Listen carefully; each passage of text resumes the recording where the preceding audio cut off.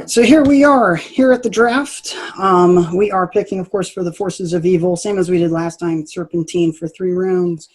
Our first pick of the night goes to Centaur. So Centaur, the floor is yours. So this is not going to surprise anybody who's been part of our gaming group. I tend to play a lot of Angmar, and so I'm leading off with the Shade. The Shade is excellent. If you look at the math on it, the chance of you winning a fight goes up dramatically when your opponent cannot get a natural 6. If they have to use might points in order to get to that 6, especially if you're combining it with, a troll of some sort or Gulavar or whatever it is that you would have in your army, this is incredible. But one of the more underrated things about it too is that if you have a relatively low fight value army, which Angmar is relatively low fight value between a lot of spirit models and a lot of orc models, the fact that if you get a 6, you actually stand a decent chance of winning the fight even with a low fight value is impressive. And while he's obviously not an amazing fighting character and killing character himself, he has gone up actually over since the new edition, in that now he wounds against the courage value, which helps immensely.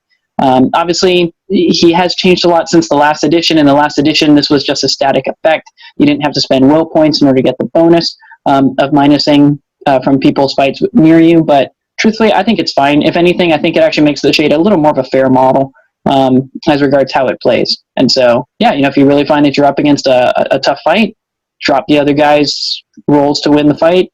If he's got a 2-hander, it's dropping even more. If he has a banner, it's dropping even more. Chances that you win go up quite substantially. So definitely leading off by taking the Shade. I don't know that needs any further elaboration. Shade's prowess is so well known that he got nerfed into Oblivion recently. And he's still really good, so not nerfed. He's much harder to take in a list if you don't waive the restrictions like we've done. So, yep. Part of the reason we've waived those restrictions. All right. RedJacket, you have pick number 2. Almost everybody's still on the board.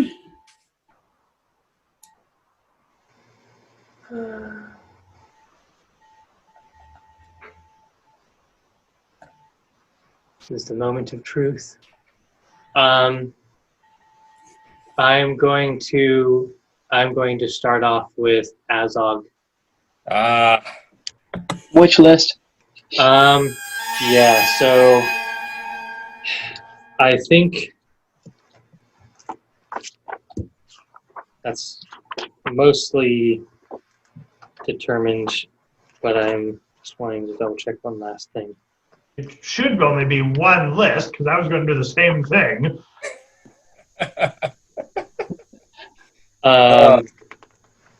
Yeah, I'll just do the Legion. Yeah. Legion. I think that's the choice. You get the Master Battle. You get access to the Signal Tower if you want it. If you don't want it, you've got lots of other goodies in that list. Yeah. And he can be defense 7 in that list, which is no small boost. Ooh, we are off fast. Hang on, don't stop it yet. If you're not going to say anything else, I'm going to say I'm going to take Azog. I was not going to take Azog for Azog. I was going to take Azog for the Signal Tower. Yeah. Because here's the deal. Just only one part of the Signal Tower where you get everybody counts as a banner. How many banners would you have to take to get that in any other army list? Yeah. At least 4, which would be, in most armies, about 200 points. Well, it'd only be 100 points before the model, but just for 200 points you get that. Then you get the drum on top of it. I mean, there's so many perks with just the Signal Tower. I was going to take Azog just for that, because I think it's the best support model that you can get on the evil side. Get your drinks ready, boys. For more on that topic, read our post on Azog's Legion, because the Signal Tower is amazing. Absolutely amazing.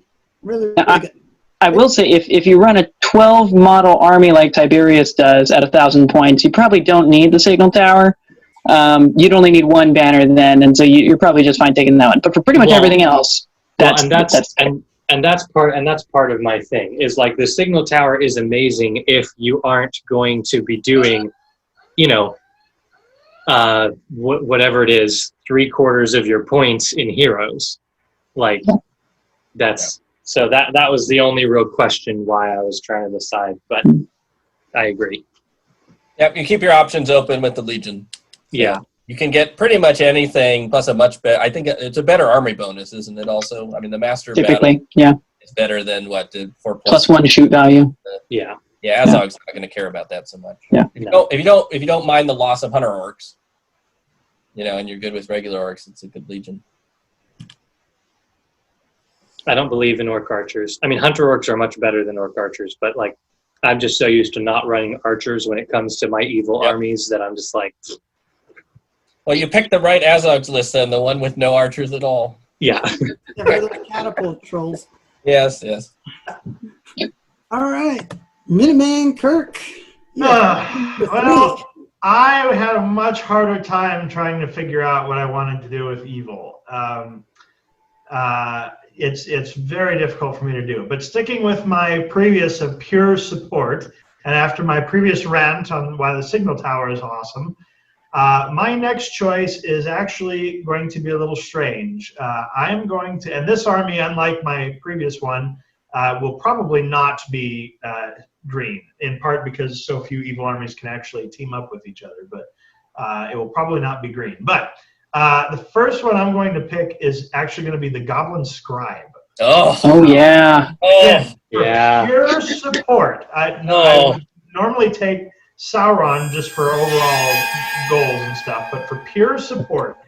And again, here's why. The Goblin Scribe, he doesn't do anything except really bring in more dudes. That's really all he's there for. And if you're not using him for that, you're just using him wrong. I don't know what else you would use him for. I had a game at Nova Open where I faced a Goblin Town army with the Scribe. And he had absurdly good rolling for his courage test. And I didn't keep a precise count, but it was somewhere in the 30 or 40 model range that were free, just completely free models that come in. What's more is because they can come in anywhere, it was actually, I had the worst scenario. It was storm the camp. And so he's just spamming my camp with Goblin Warriors. It was the worst possible scenario. And he was rolling well. Man. And he's cheap. Like, it's not expensive. And I can't think of another evil support that not only gets you bonus troops, but is cheap, can spawn guys anywhere. It's so hard to beat him for pure support ability. As I recall, it doesn't do much to actually buff current troops, but having the threat of, because he's immobile, just having the threat of new troops spawning anywhere that can really throw your strategies off. So that's why I pick him first. I still think the Shade is the most annoying model in the game to fight, but the Goblin Scribe, just because he can be way more places than the Shade can, may be more annoying. When we did our support thing, I ranked him at the very top. I've fought him a few times. My son likes the Goblin Scribe. He is an annoying little bloke. And he cheats.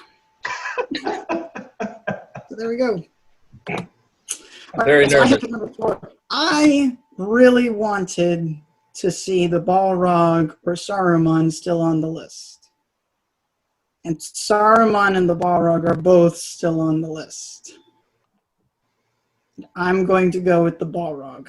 I have been using him a lot recently. I had a game against RedJacket with it. I got to face all 3 Elven Lords of the West. It was epic. It was great. It was one-sided, and it favored the Balrog, which was amazing. And anyone who can hurl at strength 9 is going to send people packing through lots of other friendly models. Free heroic combats, of course, there's the throwing weapon thing. I love throwing weapons. 8-inch strength 7 throwing weapon. That's good stuff. So I'm picking him.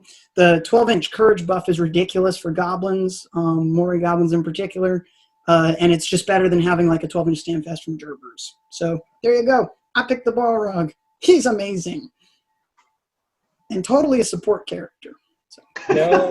No surprises there. You are setting yourself up again to run over on Yes. points. This will be interesting. The But Balrog was the one I was fighting about, like in my brain. Yeah. I was like, Balrog or Azog? And I'm like, Balrog is too expensive.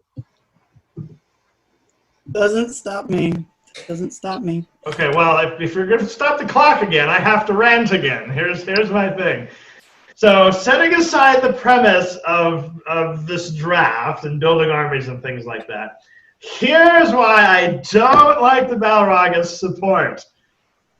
If you sit the Balrog back behind your army to support everybody else, I don't think you win any games because that's not what the Balrog is good Au at. contraire, you can lash enemy heroes behind your line so that they are trapped.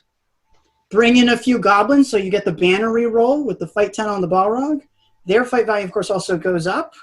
They all trap. Ideally, you got prowlers in there too, so they get +2 to wound for backstabbers and two-handed weapons. I've killed many a good hero with this, and in a really great way, if you can't trap them, you bring in a Word Marauder, right? Go knock them prone, or you just pick it up and hurl it. Yes, you might kill some of your goblins, but you'll also send it through your opponent's ranks. So yes, he's amazing from the back rank. That's fair. It had to be said, though. It had to be said. Fair enough. Alas, we must move on. All right, Rythbryt. Oh, I am thrilled beyond belief. Okay, so those of you who listened to the support pod, which was probably not that many of you, but those of you that did know that my #1 model is still here, and it's the Betrayer. So that's who I'm taking at 5. He is not great in combat. He's on a fell beast if you want to run him that way. With the Bane of Kings, he's actually kind of better than you'd think in combat, but he excels at shooting stuff. I'm going to take him from the Serpent Horde list because why would I take him from Mordor? Because I can't get any dudes with poison in the Mordor list. So I'm going to take him in the Serpent Horde list. And we're going to have Watchers of Karna and regular Harad dudes, both of whom are dirt cheap. And we're going to have them in the back. And we're going to shoot you and shoot you and shoot you and re-roll all of our failed to wound rolls and probably kill more of our guy. We're going to kill an awful lot of guys. I hope that's the plan. And his 24-inch range that you get from those bows is just so hard to avoid. Of all the support abilities that you have in the game that are combat oriented, I think his is the hardest to deal with, just because 24-inch bows hit so far. It takes you forever to close 24 inches. Even if you're marching with cavalry, it's a good 2 turns for most to do that. And, I am thrilled beyond belief that he's still here at 5. And in a pinch, we've got a magic caster, which I didn't have last time until very late. And now I've ticked that box off the board right now. He's not a particularly good magic caster, but he can cast magic. So there you go. But, if you need an immobilize, he has an immobilize. He has a better chance of casting that immobilize than somebody who doesn't have an immobilize. So there is that. There is that. All right. You have back to I get to go again, right? You do. Oh, I am so pleased. Okay, so the whole concept of the Betrayer, unlike the last one, which was all cheese, like this army, I think I'm going to be able to do something that actually has a theory behind it. You can go ahead and start the time so I don't pontificate too long, because I will. So the whole problem with the Betrayer is that he forces you to come at the army that he's fighting. Once you come into contact with the army that he's fighting, his effectiveness tends to go down, although if you get the Harad army bonus and you give Harad and Archer spears, they have poison weapons on their spears. You can still get something out of the poison.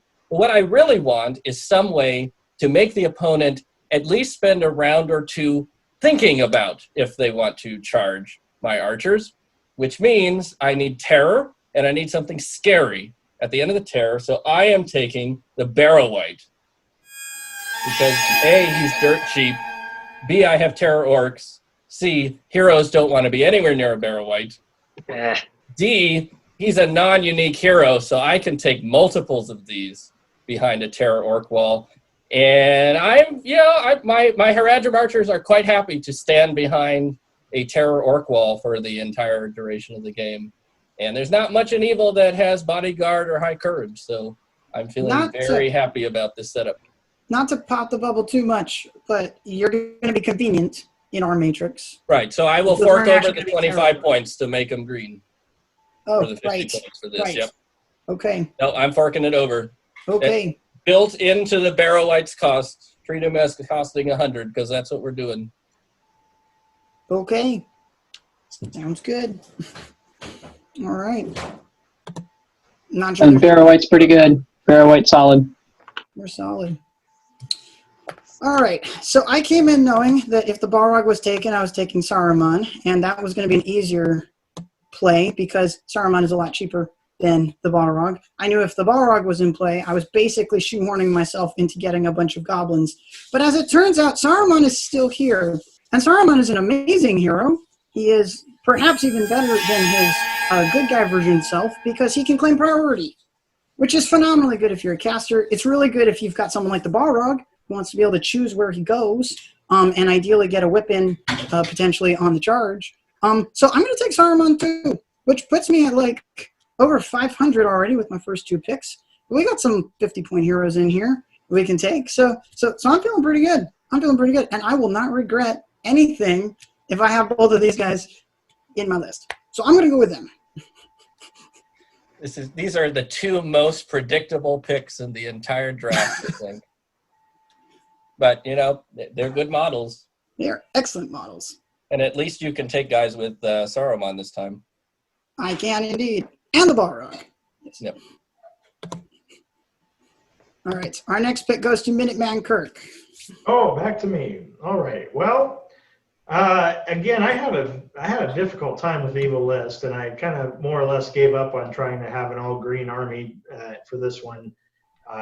If only because there's so few factions for Evil that have good synergy with other factions, and I say that with the qualifier that if you take out the ring wraiths, which are obviously a big portion of any particular Evil force, there's not a lot that can either green or convenient just blend well together. There's some lists, but unlike good where you have so many different buffers and bubble buffs and convenient allies and things where it works, it's just very difficult. So having said that disclaimer, because I see my timer hasn't started, so I guess I get some free time. There you go. I am going to take Sauron. Primarily because, well, it's Sauron. You need it primarily. You get the magic, which is a big deal. If you think about what any other like wizard, like even like Saruman the White, of course he's so much cheaper, or not Saruman the White, just Saruman. He's almost so much cheaper, of course. But like Sauron gets all of that, and what's more is he has that super annoying chill soul, and it's easy to cast, and there's just so much there that he brings to the table. But what even makes him more annoying, or the most annoying in my opinion, is not that he's so good with magic. It's not that he can smash everybody with his hammer. It's not that he's just OP. It's that he's so hard to kill with a huge defense, with 5 wounds, and with the ring with a 2. That's 2+, isn't it? Yeah. Yeah, the 2+, and you can mite it now. You can mite into the 2. Mite it. Yep. You can mite the 2+. You can mite into the 2+, right? If you roll yeah. I must have missed that. I hadn't thought about that. Obviously, I don't play Mordor very often, but all of those things combined, he is just so difficult to get rid of. And so, if nothing else, even without magic and without his courage abilities and all of that, even without all of that, he's a support by incidents. Like, your opponent is going to be so worried about Sauron with good reason that the rest of your force is going to have a lot of options to do things with. And Mordor, of course, has such a massive army list you can choose from. Well, it's not Mordor. I guess it's Barad-dûr. They have such a massive army list to choose from. There's a lot of flexibility there. So I'm already impossible. I knew that would probably be the case, but that is the reasoning for my second choice. I have nothing to add. Sauron is awesome. He's great. Moving on. All right. RedJacket, it's your pick number 9. Set to pick overall. Yeah. So I am going to go for Gosh, I can't decide.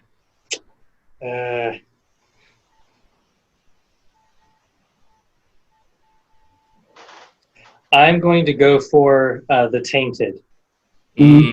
Aside from being, as far as the ring race go, semi-decent at some of his casting, I think that his miasmatic presence and his ability to deny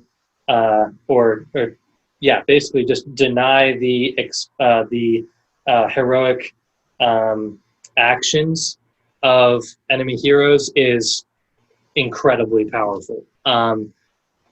Again, as we all know, I highly value priority, and when I get priority, the last thing I want is my opponent basically annulling that by spending their might and taking heroic moves.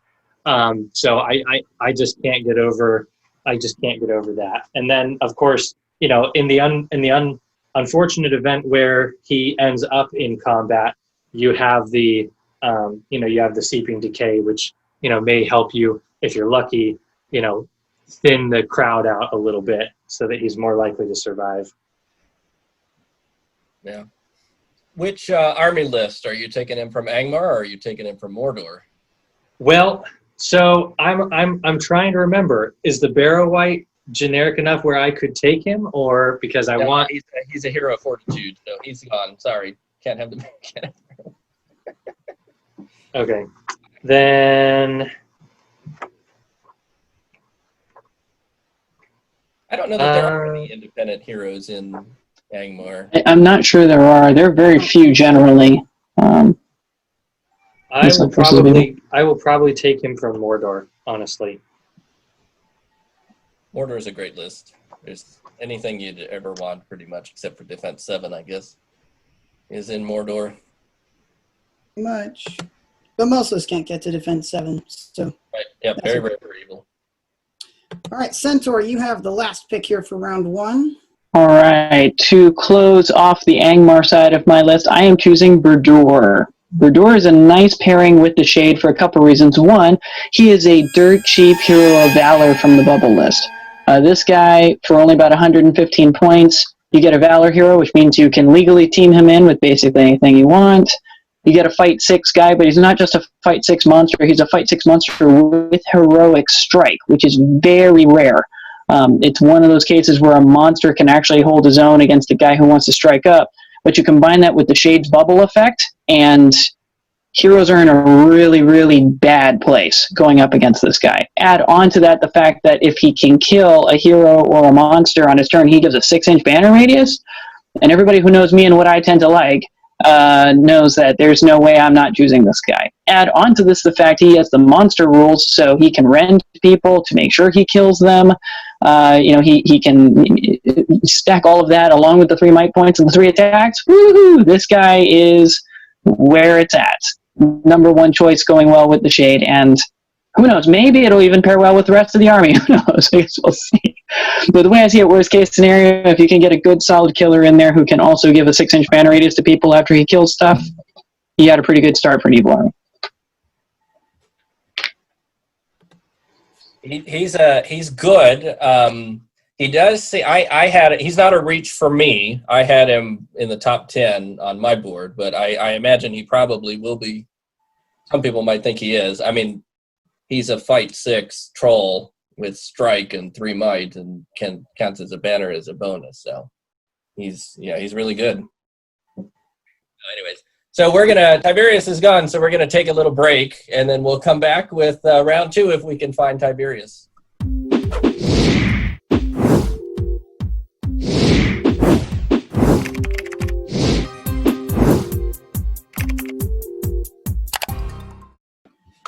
All right, so we are back for round number 2, and this time we are led off by Rythbryt. So Rythbryt, joining the Betrayer of the Barrow White, who are you bringing? So this has worked out like perfectly. I am shocked. I am taking the Witch King of Angmar. He's I was wondering. fallen all the way to 11. So I feel like this is really great value. I get yet another caster with very good spell choices. So we've got some anti-wizard spells now. We can go after Sauron's staff after softening him up with a paralyze and a couple of transfixes, and then eventually go in for the kill eventually if we need to, or, just have him fight, defensive, spend his will to defend himself from that. I get another Angmar hero, so I'll take him from the Angmar list so we can get even more terror-causing work to protect our Haradrim. And we get the crown, so we get to re-roll our cast and resist tests as well. Now, I think this means he's going to probably end up being my leader. So we'll just plan accordingly with that. But I'm very happy to have the Witch King. I'm very happy to have the Witch King. He's an excellent choice. Good customizability too. Yeah. Which in a list like this where you're not sure how many points you're going to have to play with, getting somebody who locks in at least 70, that's not bad. I was kind of hoping he'd stay, but we'll see. All right, well, if there's no other commentary, we'll move on to pick number 12, which is mine. All right, now I've got kind of an Isengard Moria theme here, which locks us into convenient, which is actually fine. Both of the army lists are passing fair for Isengard and Moria. You don't need them both if you can handle it. But I kind of need someone else who's going to be able to kill things. And if I'm looking for someone else on a budget, because I put myself on a budget to kill things, we're going to go with Threeden Wolfsbane. Yeah. Threeden is 95 points on a horse. He is phenomenally good value. I played a game to test him out against the Balrog. I had a horde of Uruks and Dunlendings supporting Threeden and, of course, Saruman, and they were fighting against the Balrog and all his little friends. And Threeden just said, you know what, to heck with it. We charged straight into the Balrog. 6 wounds in 1 round. The Balrog got a fluff roll, and he did 3 wounds at wounding on 5s, all turned into 6 wounds. That you can't buy. And when you take even less extreme cases like normal captains, if you get 2 wounds, the guy is dead. Most heroes have 2 wounds and 1 fate. The 1 fate can only stop 1. The second wound will kill him. It is a great way to just clear models off the board. What more could you ask for? And the great thing, too, is that in previous versions of Threeden Wolfsbane's profile, the mighty blow, the doubling wounds, was tied to using his axe. That is no longer the case. So you can use his one-handed sword if you don't feel good about getting the 2-hander penalty, and you're still making 2 attacks, 3 on the charge, strength 5, phenomenally good value. And if you already know you're going to have Saruman in there, don't have to strike very often with him because you just make sure that your opponent is either on the ground or immobilized. Either way, you're not getting hit back in return. So go crazy with that 2-hander. So, yes, I'm a huge fan of him. I recently got the model. I'm very excited about him. He's incredible. Never leave home without him. So, I'm probably, though, going to take him from the Legendary Legion, where he becomes a hero of valor, just so I can bring a few more troops. But I could run him with Isengard. I'm trying to sit on that and decide what I want to do. Well, you got to choose now. Which one? We'll take him from the Legendary Legion. Why not? Okay, all right. Go for it. Yeah. And I can do my war cry. So there we go. So much excitement, but excellent pick. I approve. Okay, RedJacket, it's your pick. 3rd pick overall. I'm going to go with the Dark Marshal. Nice. The 6-inch radius banner is pretty hard to beat. So true. I love the Marshal. He's great. He's really great. He does tend to run out of his will pretty quickly because he wants to fight, he wants to cast, he wants to be a banner. And so, yeah, it's careful maneuvering, but he is an amazingly good piece for his points level. Fight 6, too. Can't argue with that. Yeah, I think that you just can't run him as a combat hero, which, I mean, Fight 6 is great, but I think, you are sitting there trying to transfix your enemy heroes, and then you're just making sure that you're being a nice big banner. Well, and I think if he's in an army list with Azog, I don't think you need him to be a killing hero. You know, you can just keep him in the Precisely. back, and if somebody charges him, he's fight 6. He's probably going to win the fight. You don't have to worry about his 1 wound. I feel like, yeah, if you've got Azog running around, he'll probably be just fine. Yeah, that's that. Azog being the first pick was important to what semblance of a strategy I had. And he will take casters because his lists do not give him any, and he's very vulnerable to them. So if you can get other people to take the aggro off, yeah, that's going to be good. Yeah, you've got 2 Nazgul already with Azog, so, you know, any wizard's going to be, you know, just 2 Nazguls throwing random, you know, 1 dice attempt spell each turn. They're going to be, you got to think about that at least. They will do work. They will do work. All right, so we have Centaur. So I am actually going out of my comfort zone, and I'm choosing a model I have never used before. I am choosing Drujag the Beast Caller. Since I'm running a lot of Angmar guys who have the ability to take wild wargs, and Drujag the Beast Caller also can take wild wargs, and since his fury affects all friendly warg models, Drujag is a nice combo with Angmar. You can take a ton of relatively fast-moving guys, give them a 6-up fury save if you channel it, which no real reason why not to, and you can turn them into nukes if you really need to. Just take a turn, give them a whole bunch of extra attacks, bump them up really big, and then if they die, they die. If they don't die, even better. And so, yeah, it's a bit of an odd call. I did not initially see myself taking him, but why not? This looks like an exciting combo, and I think it might actually have some pretty decent synergies. If there's one model that I'm waiting for made to order, it's Drujag the Beast Caller. He's a phenomenally good caster. One of the best shamans in the game for sure. That Enraged Beast is just sick. Yeah, I said I thought that you know, the Betrayer has the hardest supportability to avoid, but on further reflection, it is sort of hard to plan against 10 wargs, any of whom could end up getting Enraged Beast on them. So, yeah, there's that. And spiders, too. All sorts of nastiness. All right, that brings us to back-to-back picks for MinutemanKirk. Back-to-back. Well, with Sauron, I'm already points heavy. Thankfully, Goblin Town is very cheap. Very, very cheap. And Mordor can be very, very cheap if all you want is spam. So we're going to have some spam. But what we do need is a couple of heroes, one of whom to be equally or not equally, but almost as frustrating to kill, and yet has the power to do bad things. So we've got to take the Goblin King. Yep. I knew it. So now you have both Sauron and the Goblin King. Who do you try to kill first? It's like, do I need anything else? Because you'll have a horde of goblins running about, running interference, and running amongst all of those goblins will be Gollum, because he has a sneaky heroic march and he is dirt cheap. And if Sauron perishes for some, well, I guess he has to be in combat with him, unfortunately. But Gollum has a sneaky heroic march. He only has 1 might and nothing else to use it for. And if you're running a whole bunch of super cheap goblins, being able to march them very quickly in a sneaky turn isn't bad. And he has half decent combat stats. I mean, you know, he's like many captains for most civilizations, minus the defense and minus the courage, really. Well, the courage is same for many of them. So, and he could have the ring.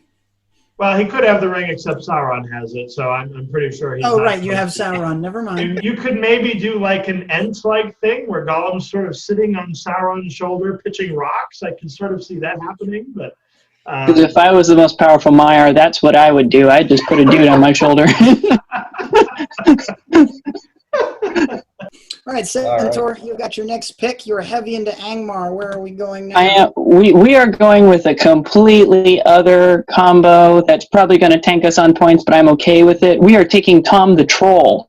Ooh. Because you see, the only thing that is more upsetting than fighting people within range of a shade is when the guy can sneeze on you and just chop your fight value in half, which Tom can do multiple times. And then add on to that the fact that he's a troll with 3 attacks and is quite dangerous in and of his own. And of course, if he really wants to, if I'm not mistaken, he can just bag you up too if he just wants to deal with you later. So yeah, so you basically get the paralyze ability from wraiths combined with halving people's fight values, combined with monstrous abilities, combined with multiple attacks. So again, another model I've never used, but it seems cool, and I feel like it pairs well with this team really well. Now you've never used Tom the Troll, but you have fought Tom the Troll before. Oh yes. Unfortunately, I have. It was an exciting fight, to be sure. Yeah. Tom is wonderful. Any cave troll that gets might points and fate points is definitely worth having. So. You have a lot of things that nobody wants to be anywhere near. Yeah. Oh, just wait until round 3. Oh, yeah. That is going to be the nature of this thing. All right, RedJacket. Your pick number 4. 18th pick overall. He is. Orc Taskmaster. All the free stuff. Yeah, free heroic moves for when you need to move because you didn't get priority. And that priority thing really is a big deal for you, isn't it? Yeah. And I don't care how great your army is. If you can't get priority, you don't get to pick your fights. Priority is the. I think I could make a strong case for why priority is the deciding factor in most games. Not all, but the majority. I'd say if it's not the number 1, it's in the top 3. Yeah. There's always a game where it comes down to that all-important move-off, and it changes the way that the game ends. Maybe you don't lose it, but it changes the way that the game goes from there on. So, yeah, you're stacking an awful lot of ways to do that, so that's great. The Master of Battle, too, from Azog, that's in there, too. Mm-hmm.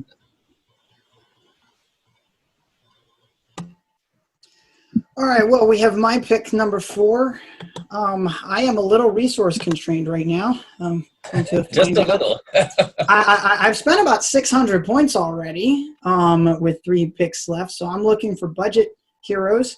And while there's a lot of really good cheap heroes on the list, I'm thinking I still want one more killy guy. And at this point, the best killy guy I think that I can go for is Ugluk. Ugluk is a nice 65-point strike hero. I don't think I'll need his Standfast because I've got Saruman, the 12-inch. I've got Threeden with a 12-inch. I've got a Balrog with a 12-inch Fearless. I honestly don't think I need a head taker, but he is one of the cheapest heroic strike heroes that you'll find. He's certainly the cheapest one available to Isengard. And just a remarkably easy model to learn how to use, especially for new players. Besides that, he brings 12 guys here for the Isengard list. I am not taking him from the Legendary Legion. I don't think you need him. It just constrains you too much. So I ain't taking just scouts in his warband. I'm going to take what I want in his warband. So that's mine.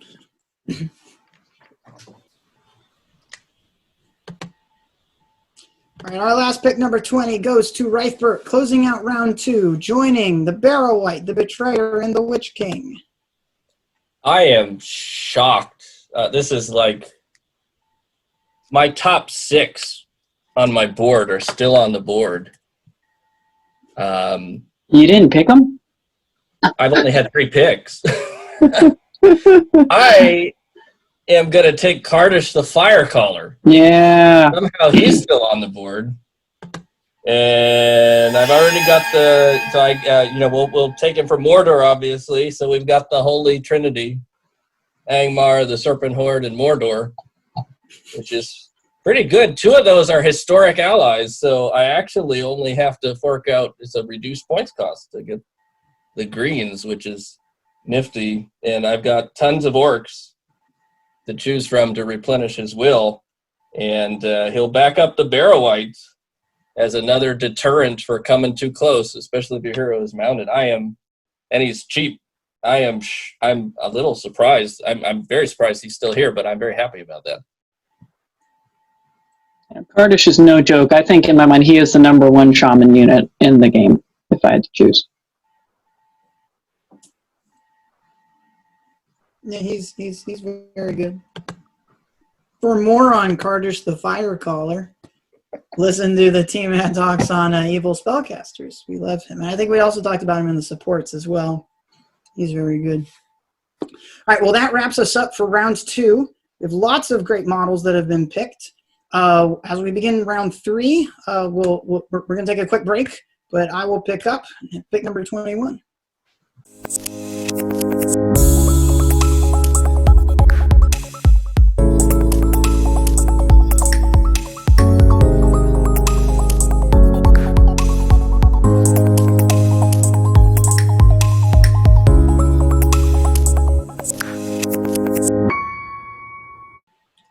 All right, so we are back here for round 3. We have 2 more picks each as we do this Serpentine draft, and pick number 21 goes to me. So here we go. Now, I did a quick math check, and I am currently sitting at a very impressive 680 points with my picks, which means I have 120 points of cap space to go with.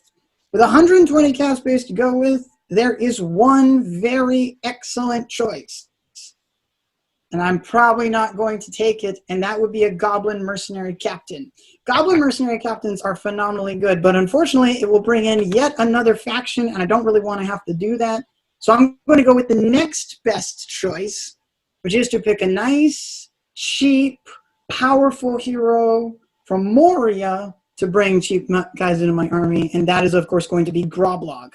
Groblog is a great 50-point hero, same cost as the Goblin Mercenary Captain, allows your goblins nearby him half the time to be +1 fight value, which means you can have, if they're trap people, fight 5 Moria Goblin Prowlers, which is phenomenal.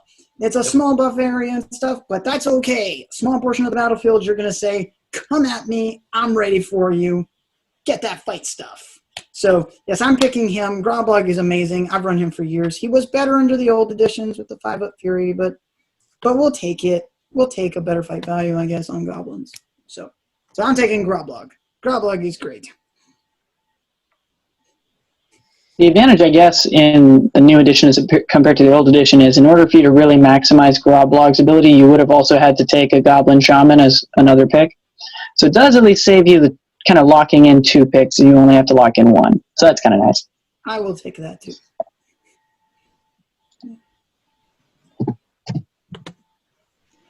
All right, for pick number 22, we have Rythbryt. Okay. My top 6 are still on the board. I need a couple of things. I'm a tiny bit low on strike, so somebody with strike would be nice. With the Barrow White, I'm a tiny, and Kardish, I'm low on might, so some might would be nice. I don't have any banner effects yet, so banner would be nice. And I've spent the first pick on the Betrayer, and right now I've only got 15 dudes from the Serpent Horde, and so more of them would be nice, which means I am taking Suladan, who has all those things. And he's got your handy-dandy standfast. Well, so that's nice. Yeah, and a standfast. There you go. And a poison sword. I'm yeah. We're running a little high on the points, but I think I can make do with the last one. If you don't fly too close to the sun, you're not having fun. So, you know. Yeah. Take it from me. This is 8 more archers and 8 more watchers of Karna. I'm very happy. I'm concerned about the dataless comparison, but okay. Don't think too hard. All right. MinutemanKirk, you have pick number 23. Where are we going, sir? Well, obviously, I am swamped with points. I am absolutely flush with points, as it were. And I really need to drum up some cheaper heroes that can buff my force. So we're going to have to take an Orc Drummer. Yep.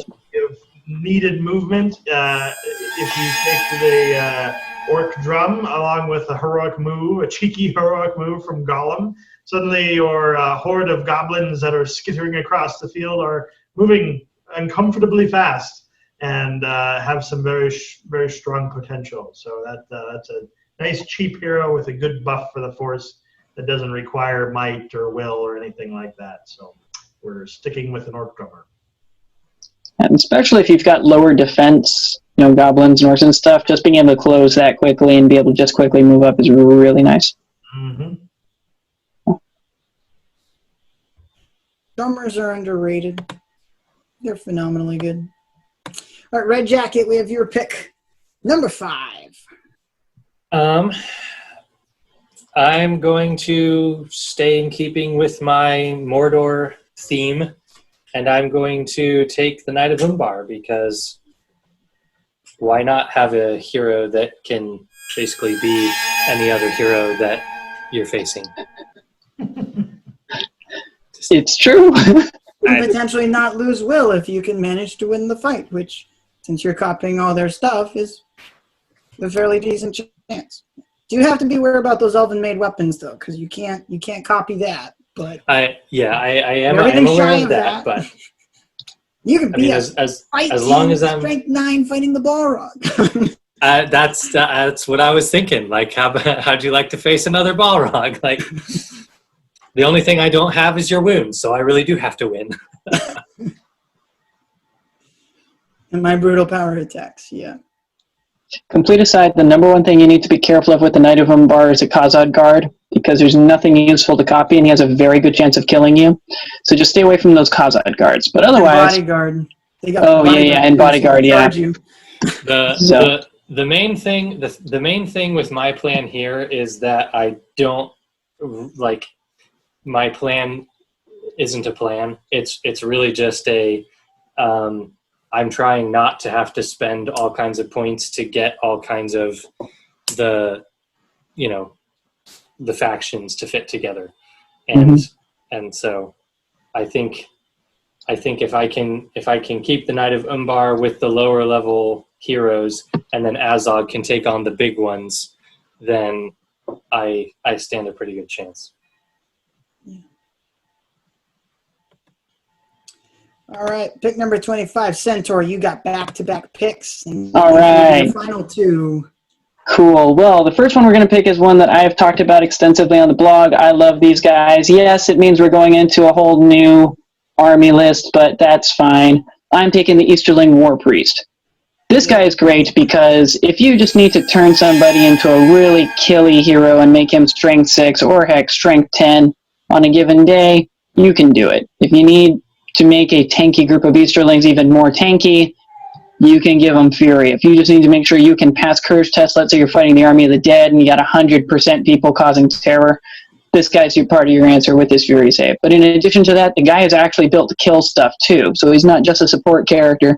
He can use his weapon, his battle stave, as a spear, so you can keep him in second rank, or you can use it as a two-handed axe. So if you really want to, you can pike support him as an Easterling, or heck, spear support him with any number of the dirt cheap orcs or goblins you can run in this army, and just run him up, have him two-hand, maybe piercing strike on top of it, because you're probably not going to lose the fight, especially if you're within range of the shade, and add that +2 to wound, and just chop +1 strength with a +1 to wound, and just chop through everything. This guy is really cool, and I love this guy.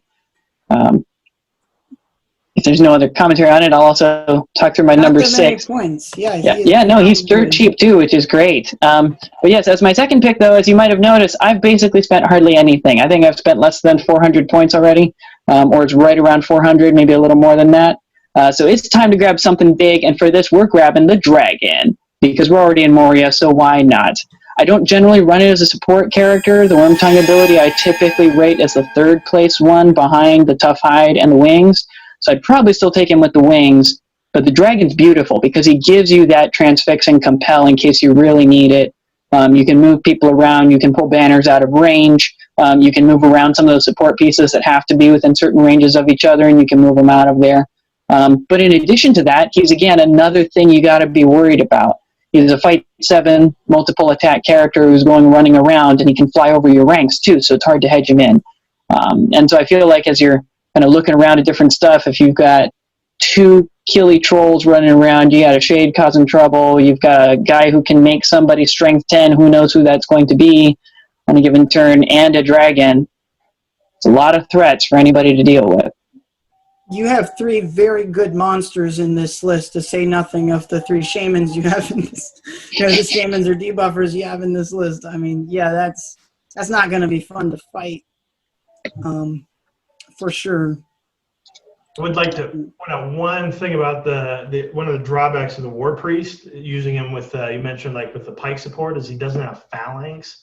So if you do have the 2 pikes behind him, if he does lose, then he's going to be trapped. Yeah. That would be the one drawback with using it as a frontline thing. But That's true. I am pleased, though, that an Easterling was picked for something, because Easterlings.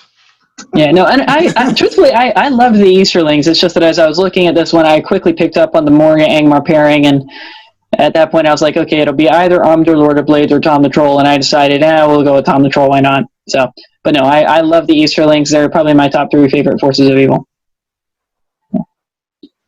They're just so weak right now. Well, they need a killer. That's what they need. They need killing power. So. You just need a little love. It'll be fine. They'll get it eventually. But not today. All right. RedJacket, we have your final pick. Pick number 27 of the draft. What should probably not surprise anyone is Gothmog. Oh, yeah. All the orcs.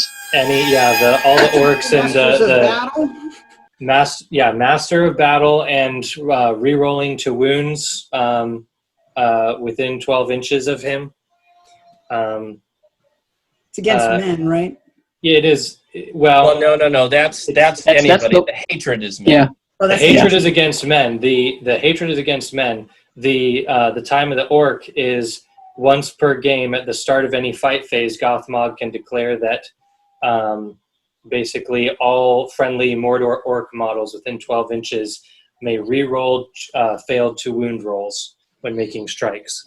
So you get him right up next to the Dark Marshal with the 6-inch banner radius, and you could have a pretty nice round. That you can.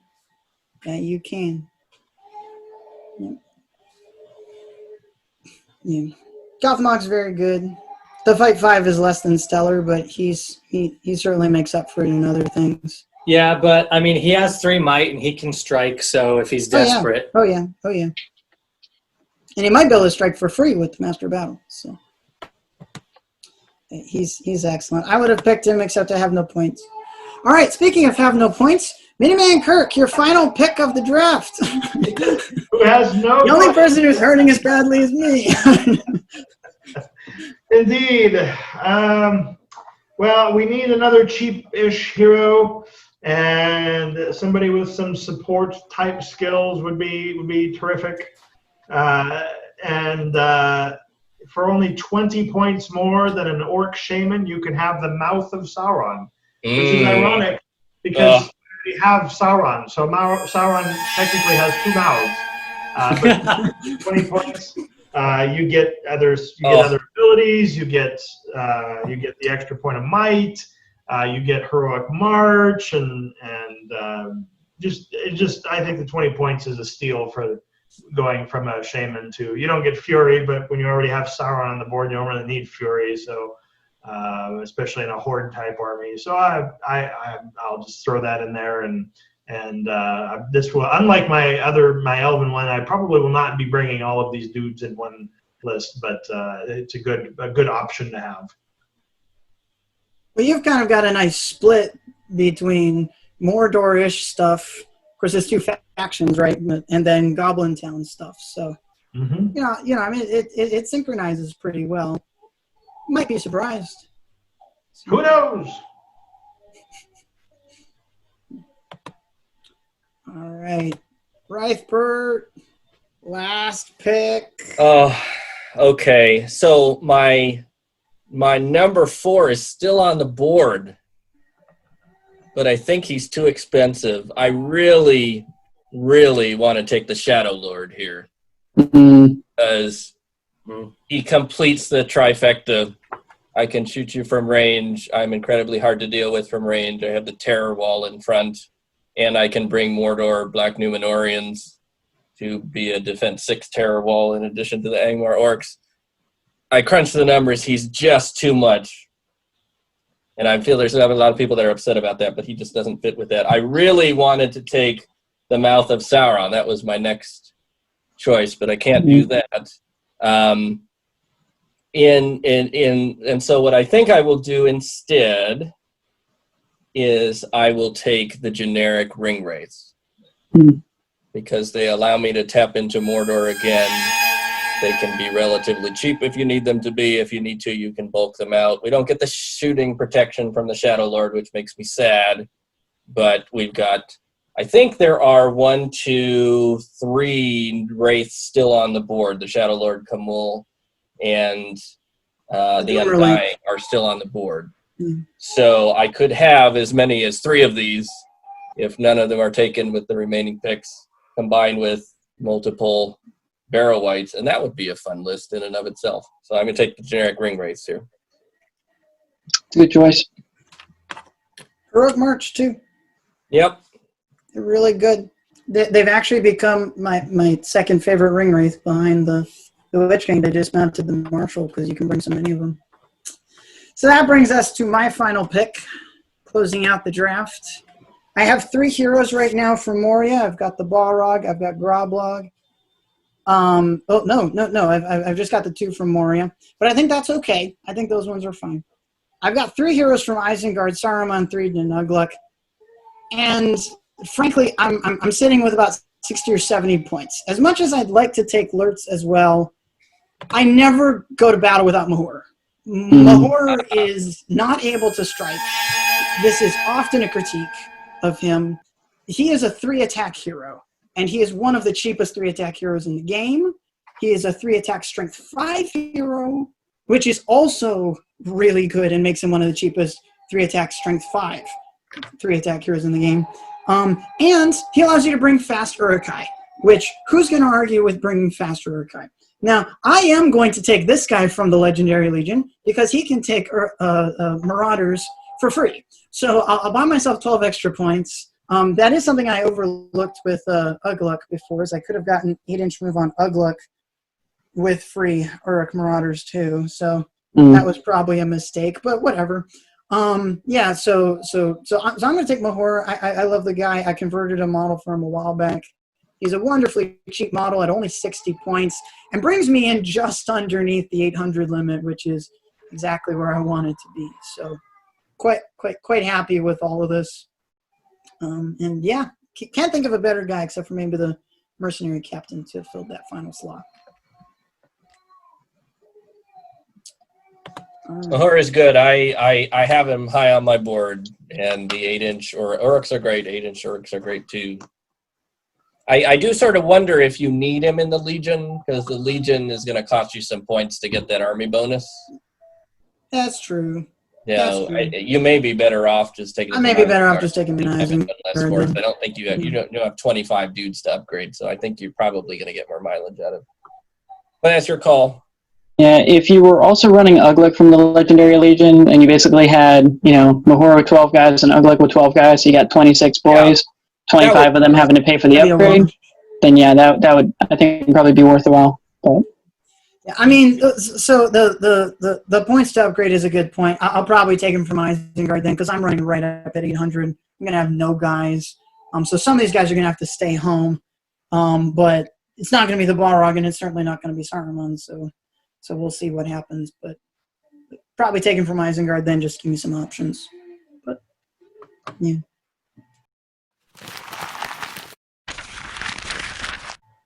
All right, well, so that's it for the draft. We'll publish the picks and stuff for what everybody was. Really quickly, guys, we'll go through, I guess, each of our lists then. We'll see what everybody has. Centaur, why don't you then talk about our list, about your list, and talk through the strategy that's going on with it. Yeah, so I got almost everyone I wanted. Obviously, as an Angmar player, I was hoping for the Barrow Wight, but truthfully, I knew that if I didn't pick the Barrow Wight on the first turn, he wasn't going to be around. Because for 50 points, you just, even though it's a 4-up to cast, and you're probably only casting it 3 to 5 times, the Paralyze is just such a powerful ability. If people don't block it, if they don't have good magic defense, it's just such a terrifying thing. And you can drive away a hero just on the chance that you might cast it. Not even that you have to cast it, just the chance. So I knew he wasn't going to be around. I said, okay, I got to choose between the Shade and the Barrow Wight. I'll choose the Shade. But yeah, the way I see it, I do enjoy this style of army. I think it could be a very fun one to play. I feel like the Barrow Wight's one of the few changes I would make to it. Throwing it in for, I don't know, replace something else. But on the whole, I don't know. This is kind of an interesting list. It's not the kind of army I would typically play with, where you're kind of throwing away stuff randomly. It's a very high mobility army, which I don't tend to run very many of. So, RedJacket, why don't you talk through your list? Yeah, so my list is basically, the entire premise of my list is built around dealing with enemies' heroes. I have the Nazgul, and then once they close, I have the Tainted, who's designed to limit heroic actions. I have the Knight of Umbar, who's supposed to just make people kind of double think anything that they're doing with their heroes.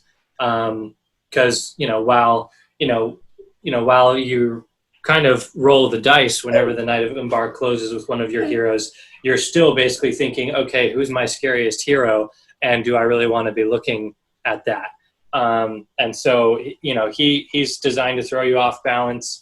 The Dark Marshal is there to just kind of sit in the background, be a great banner, and to throw spells at people.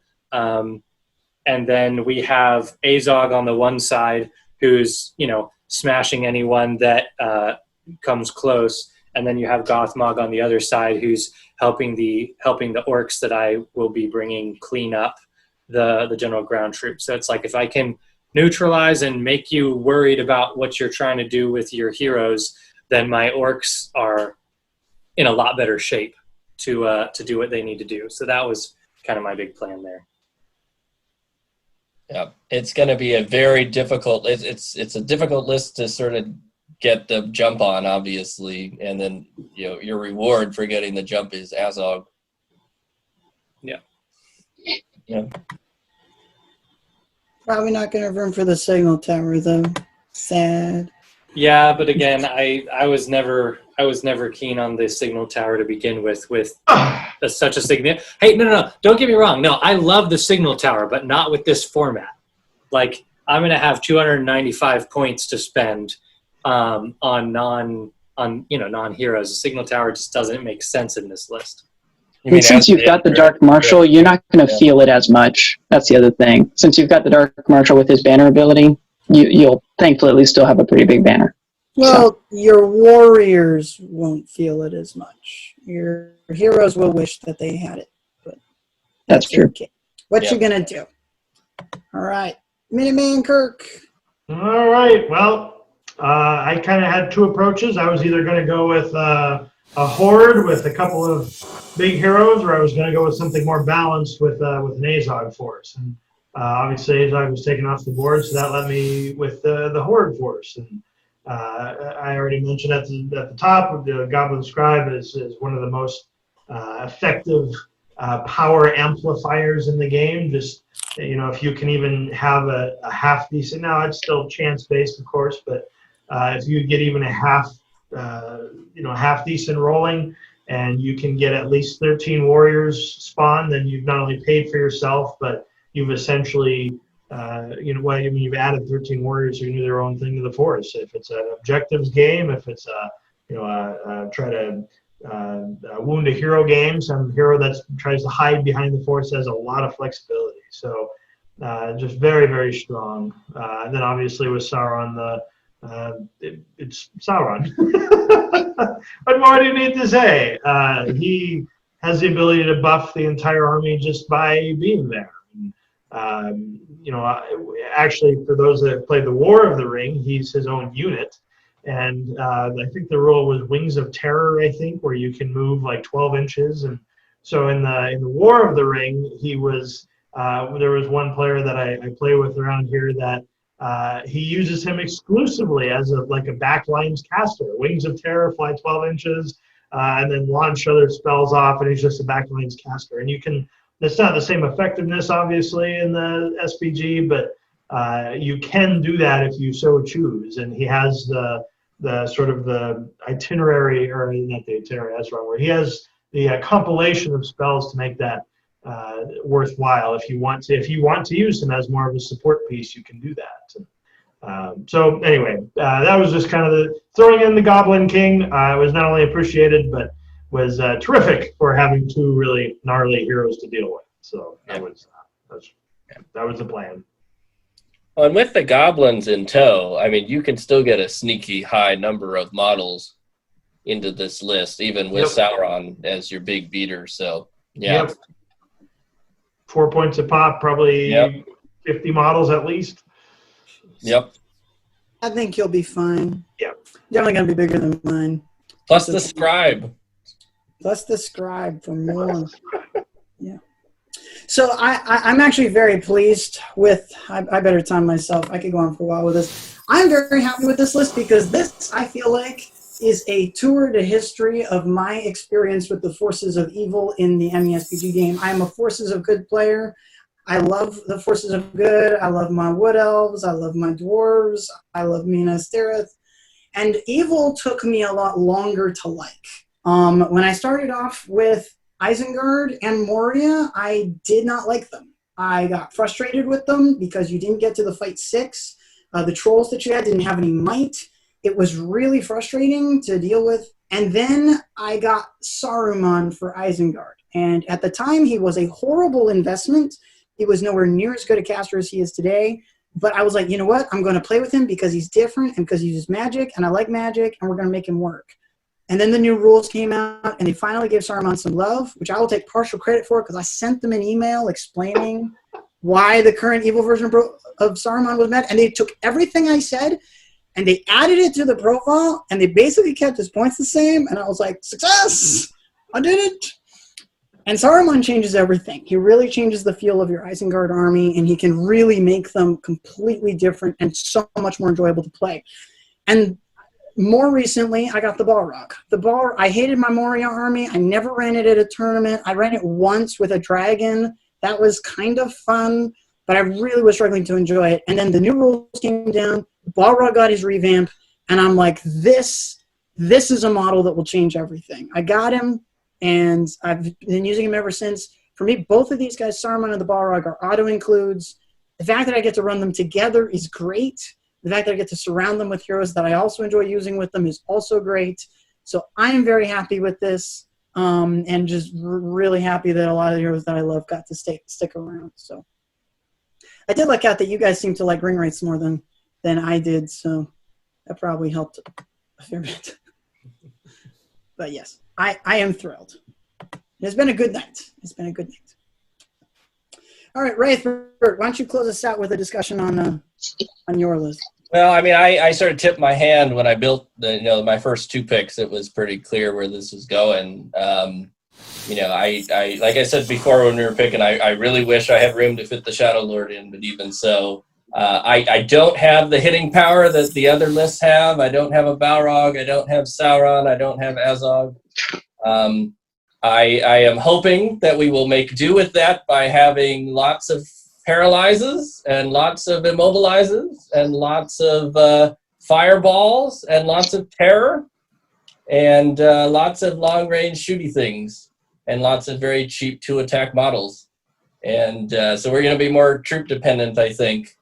But I like the trinity of what you get out of these heroes. I think it's you have to close with this army, but closing with it is going to be very difficult, and it presents its own risks when you do. So I'm excited. These are fun models, and I like playing. You know, I know RedJacket was saying he likes the priority, and that's important. And there are some terms where it matters.